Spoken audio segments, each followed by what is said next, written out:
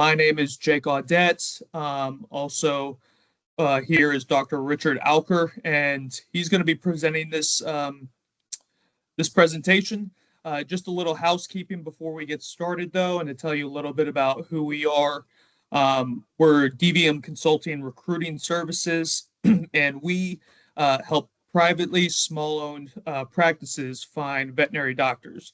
We're not only looking at work experience, but we're also looking at the clinic atmosphere. We want to figure out people's personality types, if they're going to fit in with the already established atmosphere of that clinic. And then we go through what we call a behavioral interview process. So that's just to give you a little snippet of what we do and who we are.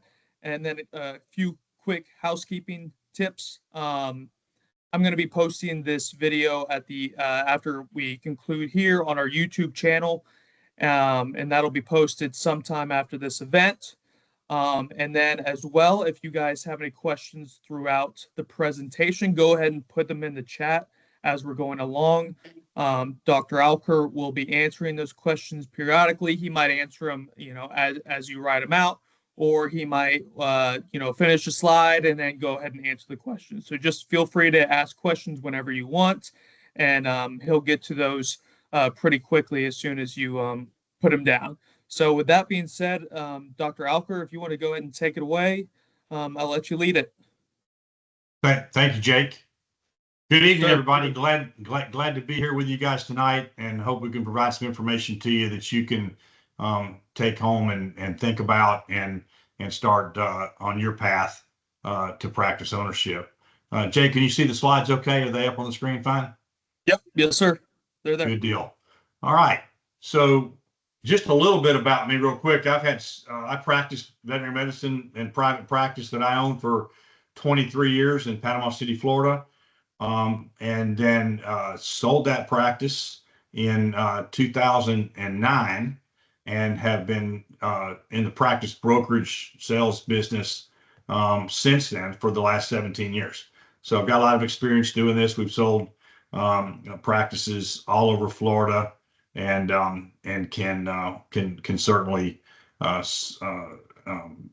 certainly have the experience to help you when it's time to buy what you're looking for. So we're going to look, I'm going to drop down. I think that what I'm going to provide for you tonight is kind of, well, why not me and why not now? Why not go ahead and get into practice ownership if that's what you've been thinking about doing? So so let's head on here. So, why is practice ownership important? I think obviously listed here, there's several things. You can practice your own style of medicine. I don't know that you can do that always working as an associate, whether it's in a corporate practice or whether it's in a private practice. You can create your own schedule that fits your lifestyle.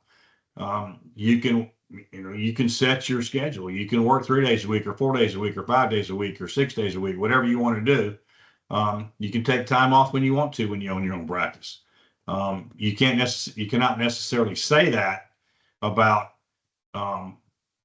associateship. Your boss, the veterinarian that owns that practice, or the corporate group that owns that practice, is going to pretty well dictate when you can and can't take time off. You can choose who you work with. You can hire your own technicians, your receptionists. You can hire associates, so you get to work. You have a higher probability of working around people that you like. You can become an important part of the community. Veterinarians are esteemed professionals in the community, and becoming a part of the community is important.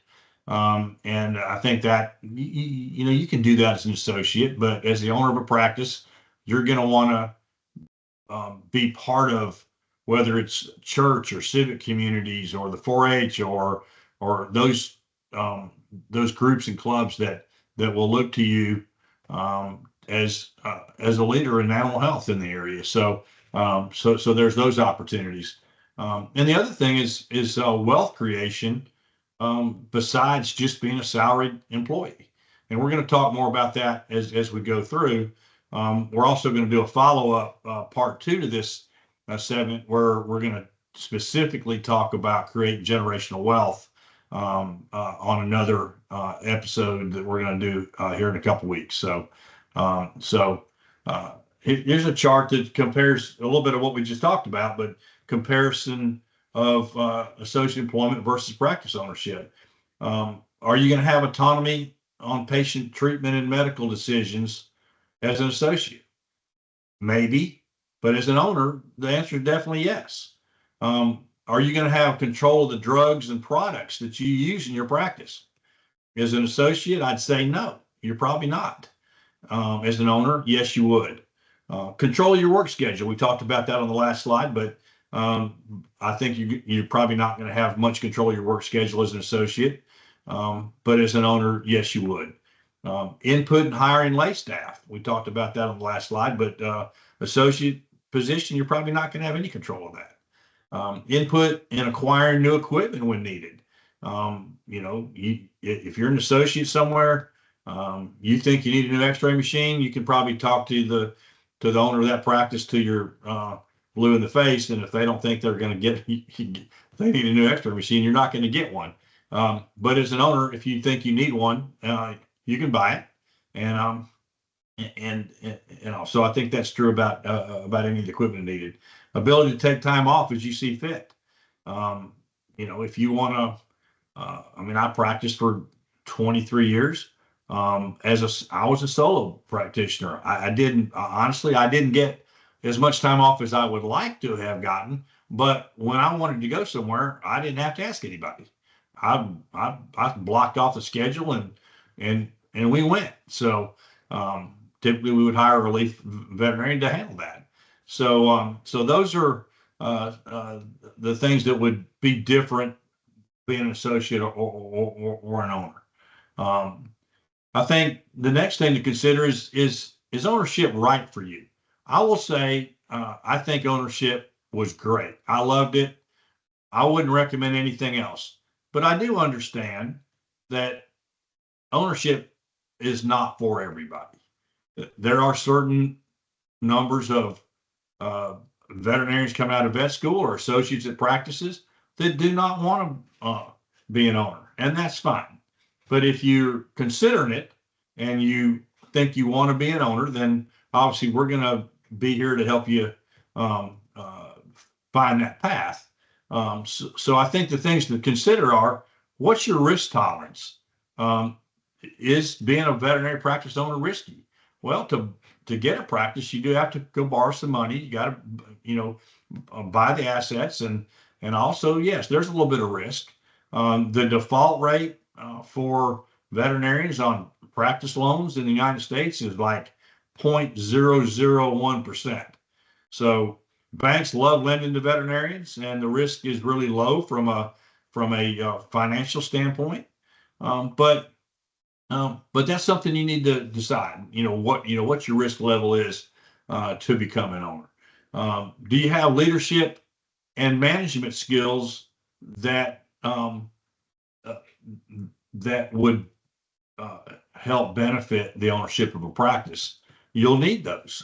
You'll need to lead a team, and if you have that interest, then that's the place to be. I don't think very seldom in an associate position, unless you become the medical director of a practice that you're not the owner of, then maybe you get some leadership skills to be used there. But in ownership, certainly will.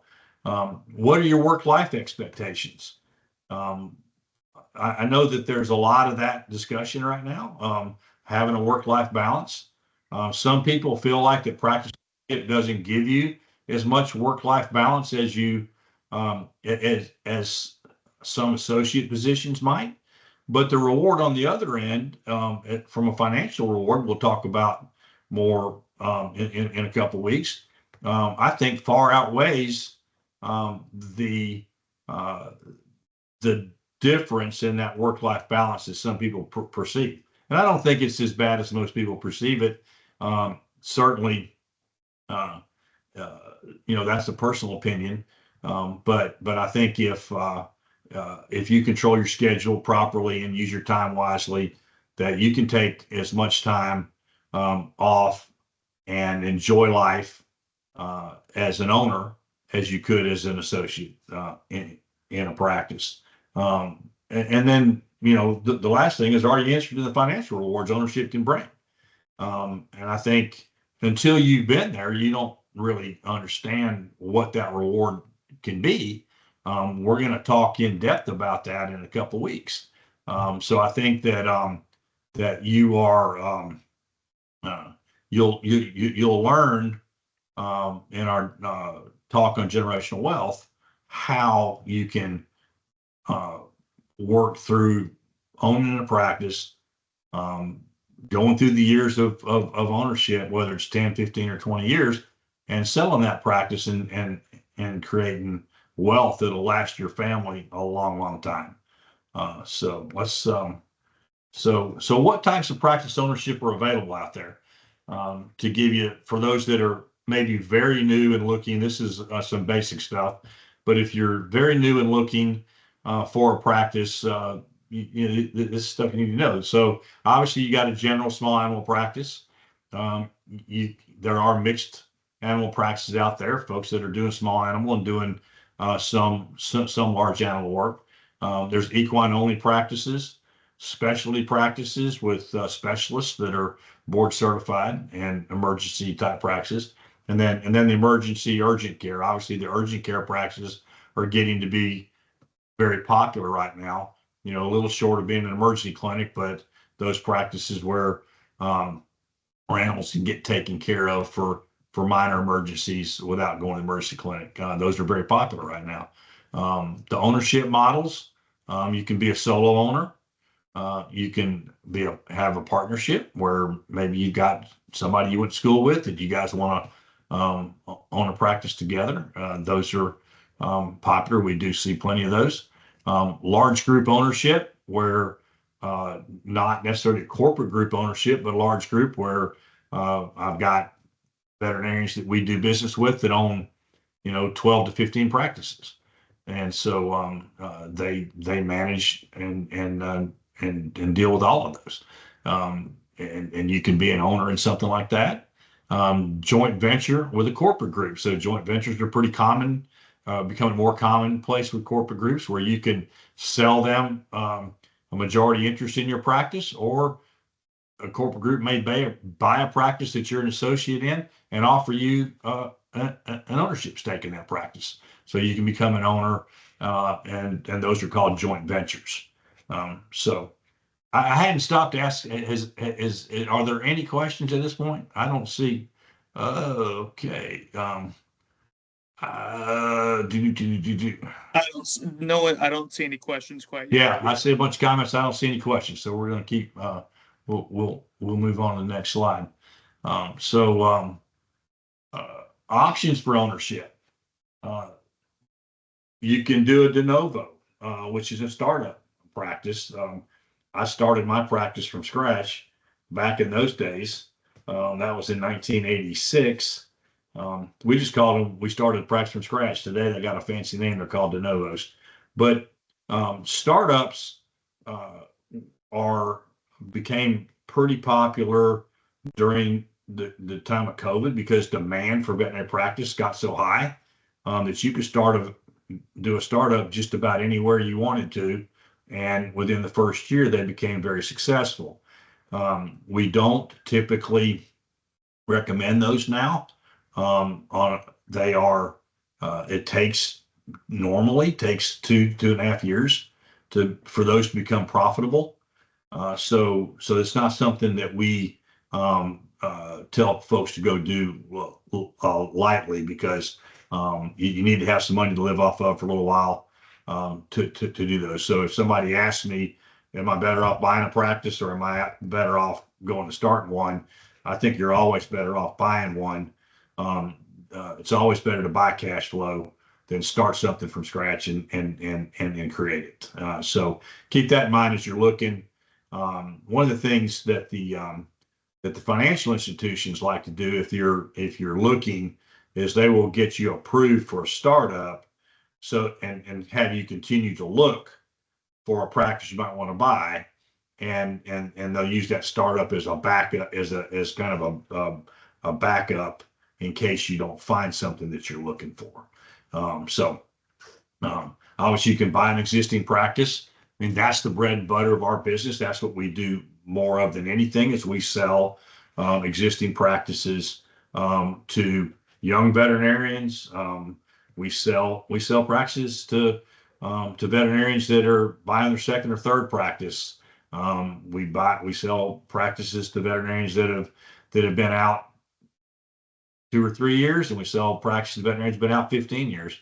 It's just a matter of when they're comfortable making that move to own their own practice. I closed on a practice earlier this year on a veterinarian that was 72 years old. It was his third practice, but he was decided to get sold a practice and decided to get back in it. So there's really no age limit of when you want to buy a practice, but there might be some financing limitations the older you get, depending on how much time you've got to pay that loan back. So you can do an associate buy-in. We do quite a few of those where you might be an associate at a practice, and the seller's ready to sell. They'll offer that practice to you, so you can buy in a share of that practice, or you can buy all of it. So obviously, buying in would be be to buy say a 15 or 20 or 25% share of that practice. You can buy that entire practice out, and we do help with a lot of those as well. And that's a good way to transfer that's one of the better ways to transfer goodwill, because if you've worked at that practice, the employees know you, the clients already know you, and that's makes a very nice transition to ownership, and very smooth transition to ownership. So that's a very good way to do that. So I still don't see any questions, so we'll move on to the next slide. So we're gonna talk about finding the right practice, and how do you go about finding the right practice. I think the sources that you can use are brokers. Obviously, we help people. We do also work with buyers to help them find practices that are out there that maybe we don't have listed. So we do that as well, but we list them, obviously. So connect, when you start looking, connect with a broker. You can look a lot on your own, but if you connect with a broker, then they'll be able to let you know when things are coming on the market that are that maybe haven't hit the markets yet, and maybe you get a chance to look at that practice before everybody else does. Direct outreach. Obviously, you can call veterinary clinics and ask them if the seller's ready, if the owner's ready to sell or not.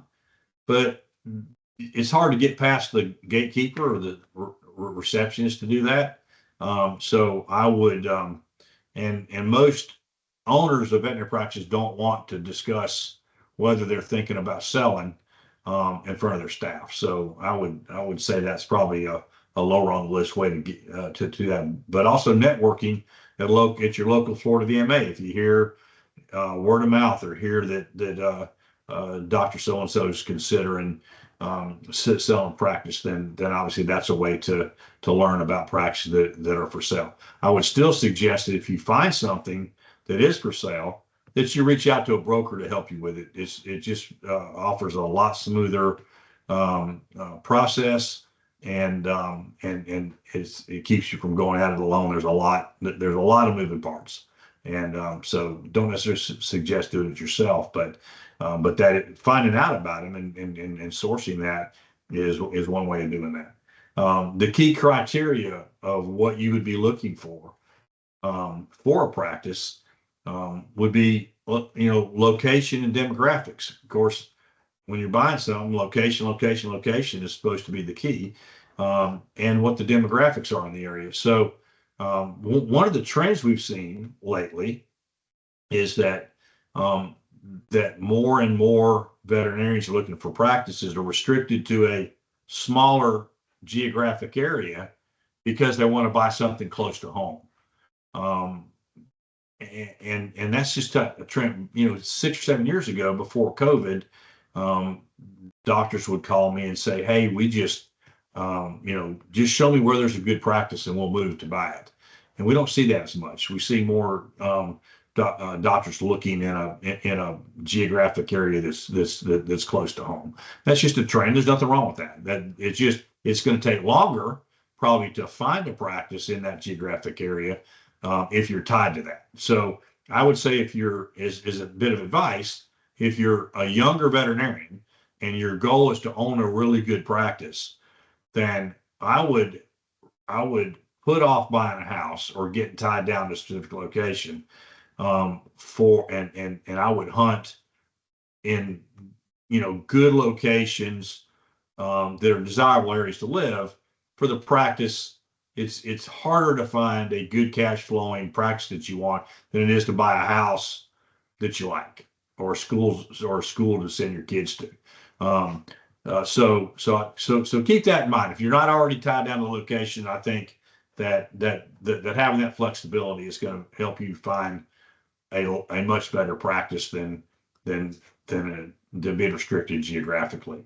Demographics are important, but I will say this: that if it's an existing practice that's been around for a long time, been there for 30 or 40 years, the demographics and that practice is doing well, the demographics are already supporting it. So I wouldn't spend any money doing demographic studies on something like that. If you're doing a startup, then obviously demographics are really important as to what your what the incomes are in that area, and so a demographic study would be important there. Next key criteria would be importance would be revenue, profitability, and growth potential. So what kind of revenue can you generate? What are you used to generating? If you're used to generating $800,000 a year where you're working, and you go buy a practice that's doing $2 million, and with a solo doctor, then you're going to have a hard time getting financing for that. So you need to look at unless you're bringing another doctor with you. So if you're bringing a partner or have an associate that's come work with you, then that's not a problem. So you need to look at what you can produce, and then what that revenue is. You want to understand the profitability of it. You want to understand the growth potential of it. And those are all things that a broker can help you with, or advisor, your accountant, and that kind of thing can help you with. Staff and culture. What kind of staff and culture do you want in the practice? That's important, something to consider. You may not find the perfect practice in regards to staff and culture, but you can create that and you can change it over time. So just because I wouldn't discount a practice that you might be looking at, just because the staff and culture don't seem to be perfect. We've had plenty of buyers of practices that have changed that over time, and got the perfect culture that they look for. And then facility and equipment. Do you want to own the real estate? Do you want a freestanding building? Are you okay with it being in a lease space? Those are things you need to consider. Personally, I would prefer to own the real estate. I've seen people that didn't really care about owning the real estate. They were fine with practices that are in a lease space. So that's an important consideration. And what kind of equipment do you want it to have? And obviously, what kind of condition is it in? So those are things to be looking for. It's pretty well standard right now for practice to have digital X-ray. Most practices we see have ultrasound machines. They have treatment lasers. So you want to make sure. But if you do any specialty work, say you do a lot of orthopedic work, then you want to make sure that the equipment's available to do that. So those are things that you want to be sure to take a look at. So let's see. What next slide? What about financing? Obviously, you're going to have to finance it to buy it. So buyer qualifications are going to, obviously the bank's going to look at what your qualifications are. They're going to want to, obviously they're going to check your credit. A lot of the question we get a lot of the time is, how much money do I need for a down payment? Well, most banks, the veterinary specific lenders, will typically lend 100% of the practice, as long as it doesn't exceed, the purchase price does not exceed last year's gross revenue of the practice. But if the real estate's included, then they will finance 80 to 85% of the appraised value. So typically, if you're buying a practice with real estate, you're going to need to have some down payment money for that. And if it's it's going to be in the 15 to 20% range of whatever the appraised value is on that. I would say if you're a young veterinarian, you do need to know that most banks do require a liquidity requirement, which is cash that you have in the bank, but it's not necessarily required to use as a down payment, but for you to fall back on if something happens after you bought the practice. So those liquidity requirements are in the 5 to 7% range of the total price of what you're borrowing. So if you're a young veterinarian and you're looking to buy a practice, you need to start saving some money. That's going to be important to be able to show that you've got some cash in the bank. And by the way, most banks do not consider IRA money or retirement money as liquidity. So if you're piling all your money into IRAs, you want to save some that aren't in IRAs. So that's going to be important. There are a group of veterinary specific lenders out there. You've got Bank of America, US Bank, Provide, Huntington Bank, are all ones that we deal with on a regular basis, that all have a veterinary specific lending division. There are others out there. Live Oak Bank, Live Oak Bank is an SBA specifically, a lender for SBA loans specifically. We're going to talk about that in a second. But so those are the kind of lenders you want to be talking to. They are what we call cash flow lenders, not equity lenders. So your local bank is not going to look at the cash flow and lend based on that. They're going to look at what the equity is. How much can you put into the whole deal? And most local banks don't lend on goodwill, and there's a lot of goodwill in the practices where your veterinary specific lenders understand that, and they understand how that works, and so they lend more on the cash flow. You've got SBA loans and conventional loans, and what's the difference? So SBA loans are the Small Business Administration loans that are backed by the government. So you get that loan through a bank like Live Oak Bank, or there's other SBA lenders that that bank is only on the hook for probably 15% of that loan. The government backs the rest of it. So now there are SBA fees. Their interest rates are a little higher typically, but they are easier to qualify for and are sometimes good fit for younger veterinarians who haven't created a lot of credit yet, credit worthiness yet, and maybe don't have a lot of cash in the bank. Conventional loans, most of the financing that we do these days are with conventional loans, and all of those lenders that I mentioned are all do conventional financing as well. So typical loan structures. So we mentioned a little bit about the practice being financed at 100%, and the real estate at 80 to 85%. So that's typically what your typical loan structures look like. They're gonna practices are going to be financed for a 10-year period of time, typically, at whatever the going interest rate is. We're not going to discuss interest rates right this second. They're kind of all over the board. But so a 10-year loan on the practice, and typically a 20-year loan on the real estate. And there's some variations to how long those terms last or when those loans may mature. So cash flow is the most important feature of the practice. So obviously, they say cash is king, but in buying practice, cash flow is king. So how those practices cash flow, you need somebody with experience to figure out what the real cash flow of the practice is. And that's what one of the things brokers can help you out with.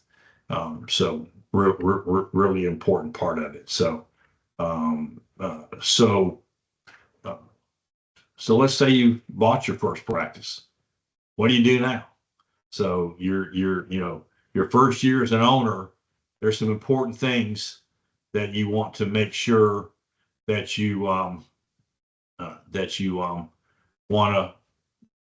do and not do. So the first thing is you want to make sure not to make any sudden changes in the practice or quick changes. Your knee jerk reaction would be to come in and, well, I want to change this and I want to change that. And I don't like the way they're doing this. And you make all these changes. If you buy the right practice, you really shouldn't have to make any changes. And if you do, you need to make them slowly. So practice changes over time are fine. I would say that take a full year to get that practice where you want it. And don't go do it right away. That ends up running clients off and creating issues with staff and things like that. Make sure you have the right team around you. So you're going to need a good practice manager. You're going to need an accountant. You're going to need a financial advisor. You're going to need an attorney. You're going to need an attorney to get the deal closed, and you're probably going to need an accountant to help you with some of the things that you're going to need to do to get the practice off the ground in the first place. But you need to keep those people around you as you grow, as you get into your first and second and third year of practice, and keep those advisors close to you. There's plenty of industry support out there for independent practice owners. You've got the IVPA, which is an Independent Veterinary Practice Owners Association. You've got consultants for bigger practices. You've got VMGs, which are the veterinary management groups. There's a bunch of those out there now. You got co-op buying groups. You've got there's a group called the Veterinary Owner Advocacy or advocates, and they've got a whole process of and almost like a school of teaching owners or buyers of practice how to become good owners, and that's getting involved in those kind of things are going to be important for your success as a owner. We talked about community involvement. Community involvement creates trust and professional recognition. So get out there and do that once you become a practice owner. And then I'd say have fun. You don't get into practice ownership for it to be a drag on your life. You want to have fun doing it.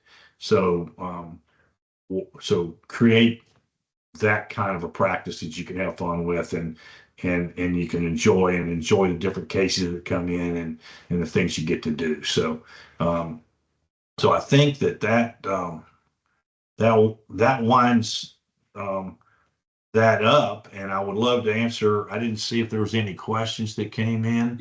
We got one. Okay, what we got? From Susan. She asked, cash flow 5 to 10% from profit or price of practice or real estate? When you say cash flow, so I'm not really understanding that, Susan. So cash flow of a practice, typically a good cash flow in practice is going to cash flow at 35 to 40% of the revenue. All right. If you were talking about what about liquidity, or what you're going to need, 5 to 7% of liquidity would be on the price of the um, practice of real estate together. So shoot us a note and let me know if I answered that correctly or if I misunderstood it. Yes, she's typing again. Okay, yeah, she Okay. said thank you. Okay. Hopefully that clarified that. So we've got time for some other questions. If there's anybody that's got any questions, I appreciate all of you being here tonight. I've enjoyed being able to share a little bit of what our knowledge and what we've been able to do for the last 17 years, and would be glad to help any of you when it comes time to take a look at practice ownership. What about co-owning with groups, and what's your advice on that? If you so we're talking about doing a JV, a joint venture with if you're talking about doing that with a corporate group, there's some pros and cons to that. If you're talking about co-owning with just another group of doctors that are all like-minded and y'all get along, then that's a great ownership model, because you're not by yourself, and you do get to share caseloads, and you get to share to time off. I've got several veterinarians that we work with that own multiple practices, and that's now one of them is the owner of all of them, but we do have some that we work with where they are partners, and you can be a 50-50 partner with one other person, or you can have 3 or 4 veterinarians and y'all be a majority owner, and there be 20 to 30% ownership for multiple others. And I think that's I think when you're in partnership, you always have to be careful of who you're in partnership with.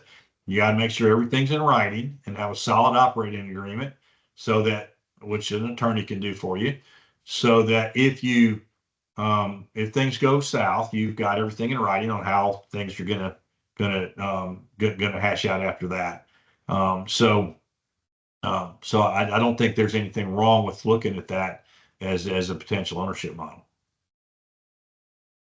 Any other questions?